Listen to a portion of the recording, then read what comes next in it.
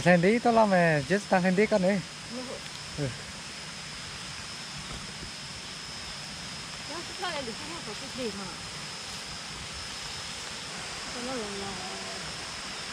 Lâu thua một tụ bó đây, một tụ mò mò đó mà cái cháu chơi hú, hai cháu chúng tôi xin được xử mò mò đây được tăng rồi.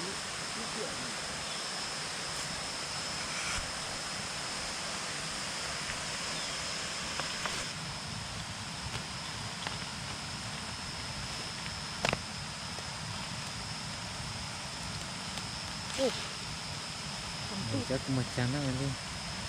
Giờ này khó khó thủ trang lấy hết. Chắc cần khơi tao làm ấy. Đây nha, hôm nay nhìn cả nhà tôi đi trồng sa nhân này, đi cắt sa nhân đi trồng. Đấy, những cây trồng nó đảm bảo đây, những cây này, những cây không quá non và cũng không quá già nhá. Đây, và nó phải có mấy cái mần này, mấy cái mần luồn trên mặt đất đi này, trồng nó mới sống tốt này. Đấy.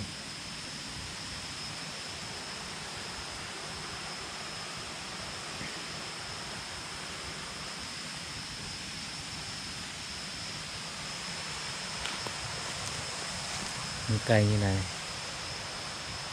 có hai cái chồi đang rất là non này. Đây là sa nhân tím nhá mọi người nhá.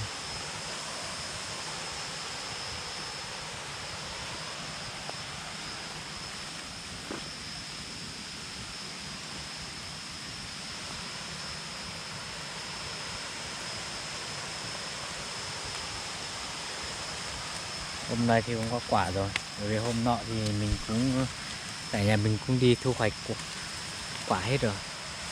Hôm nay chỉ đi cắt đi trồng thôi.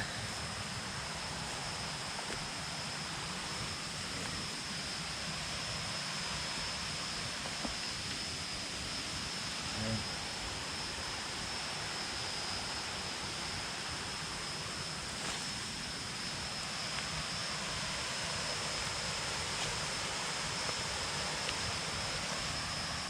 Các bạn cắt như thế nào để đảm bảo mà mấy cái chồi này mà nó không bị gãy nhá, những chồi non này. Bởi vì mình trồng là mấy cái chồi non này nó sống là nó sẽ luồn lên chồi lên thành cây luôn. Nhưng mà cắt là cẩn thận đừng làm mấy cái chồi này gãy.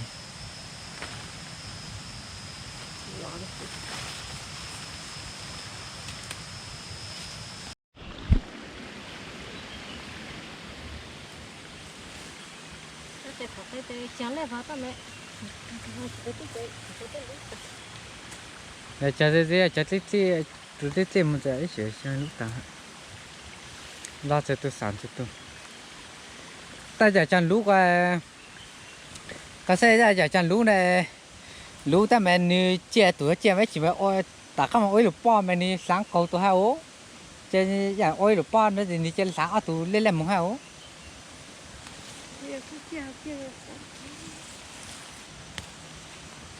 lấy phía tao chưa có cứ lấy phía tao chưa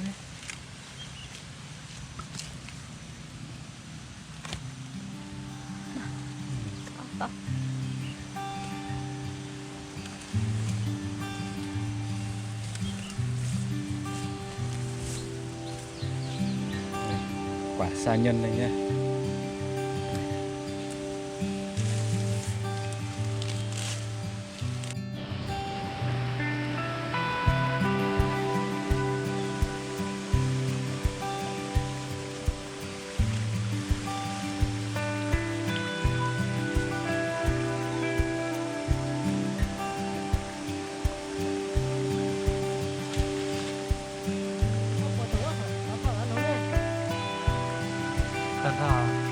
Tao mau apa tuh? Pentau hello hả?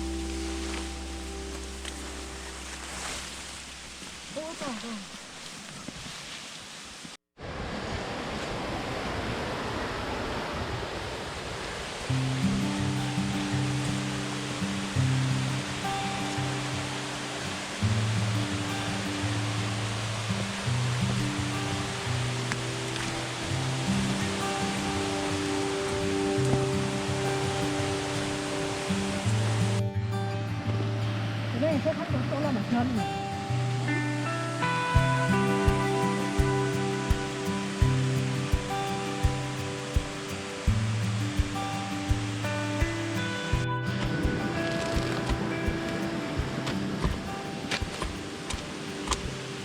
Bây giờ mình sẽ trồng cây sa nhân nha. Đây. Đào cái hố này. Các bạn trồng làm sao mà để cho lấp hết những cái chồi của nó đi. Đây. Để lại một đầu cũng được.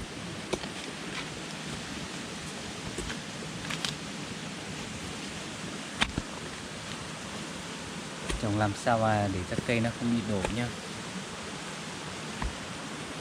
Cây này rất là dài này. Rất là dài, trồng làm sao để cho cây nó không bị đổ. Còn cái trời của nó phải lấp đất hết. Lấp đất mỏng cũng được. Cây này. Nó có xuống này. Trồng con to mà. Khoảng cách giữa các cây là tầm khoảng 1,5 m cho đến 1,7 m ấy nhá, tùy theo đất của mình thôi. Nếu mà đất tốt thì trồng khoảng cách nó xa một chút, còn nếu mà đất xấu một tí thì trồng khoảng cách nó xa một tí cũng được. Khoảng cách nó ra một tí cũng được. Tích lì hả? Tích lì. Hay太香噻。还最香是到中的。阿比熊可以吃的。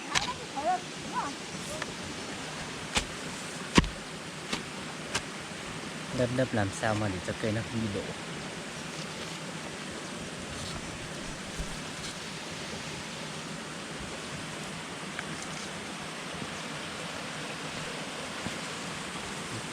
Chồi non của nó này. Cái này trồng là mấy hôm là nó lên là thành cây luôn. Cái nhát thì lên thì một tí nữa.